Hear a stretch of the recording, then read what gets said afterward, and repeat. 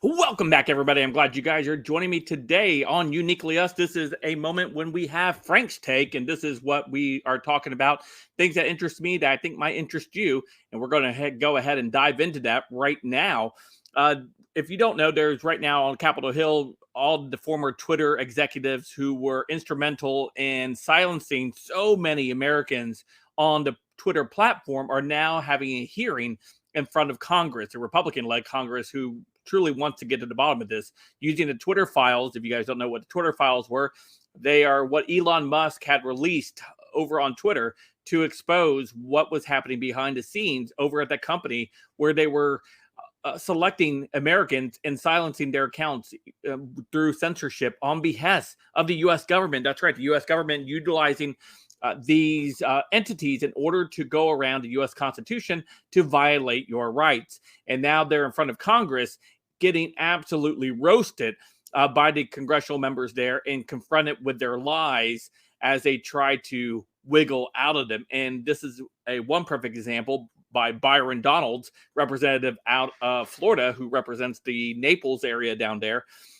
Went to task against the former head of trust and safety, Yoel Rolfe, who was instrumental in taking down people like President Trump, representatives of the U.S. House of Representatives, journalists, of course, the New York Post for sharing the Hunter Biden story.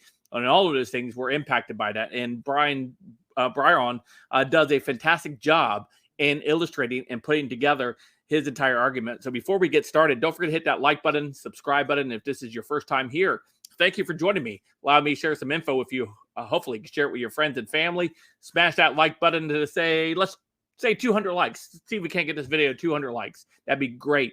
And of course, if you like the content, you like the video, you like the channel, you can smash that super thanks as well. So let's kind of dive into what we have here.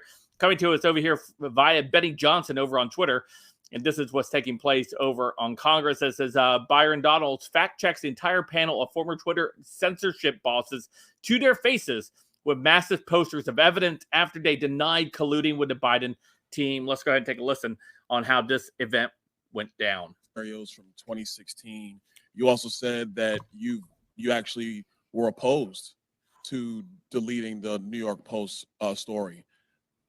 Who advocated for the removal of the New York Post story? The company's decision to treat it as a violation. Mr. Roth, who at the company actually went over your recommendation? Because you're pretty high up. Who overrode you? The decision was communicated to me by my direct supervisor. Who was that person?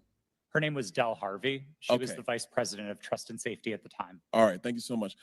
Ms. Gaddy, real quick, you said to the chairman earlier, and I want to paraphrase what I heard earlier, is that Twitter had no contact with anybody from the Biden team. Is that correct to your knowledge? Not to my knowledge. Put that up for me. Okay, over my right shoulder, we have an email. Reference, this is Saturday, October 24th, 5:39 p.m., referencing 5 different tweets. This is with a Twitter email chain. Under the line, it's more to review from the Biden team. Does anybody have a comment on how much interaction was happening with the Biden team at Twitter with respect to tweets that they wanted Twitter to review? Ms. Gaddy, Mr. Roth? I'm not familiar with this email. So you're not familiar with this email, Mr. Roth? Are you familiar with this email? Only from what's been reported in the Twitter files. Did you ever have contact with anybody from the Biden team? No, sir, I did not. We explicitly separated the teams that would interact with campaigns from teams like mine that were responsible for content moderation. How big was the organization in Twitter that was actually working with campaigns? I couldn't say for sure. Did you ever have any contact with the DNC? Directly? No, I did not.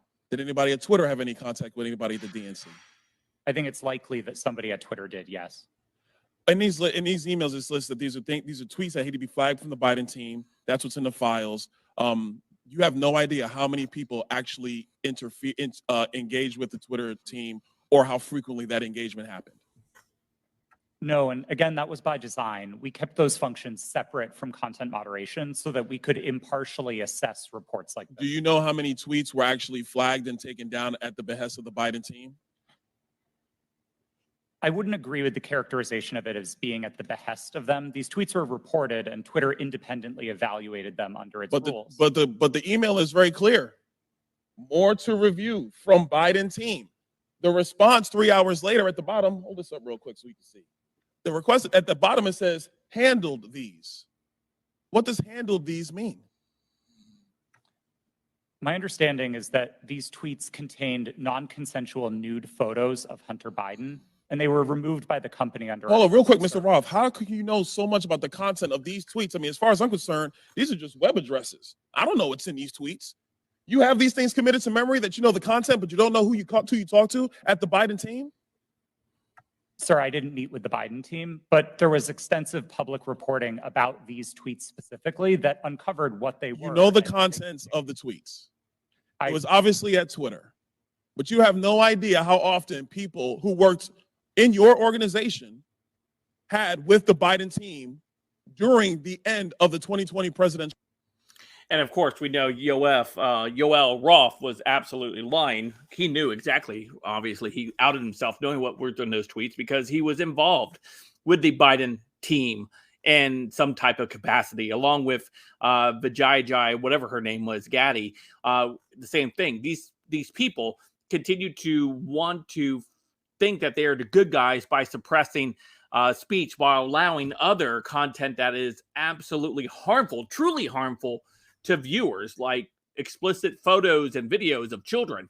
That should always be addressed. That should be the first thing you should be looking for out there, instead of tweets that your political campaign that you like, that you've donated to, wants you to take down. See, this is the problem, that the relationship that our U.S. government was having with Twitter, Google, Facebook, or Meta, or whatever they're called these days. The type of relationship they were having in order to go ahead and continue to go after people's First Amendments because of not following in line with a narrative or challenging their propaganda.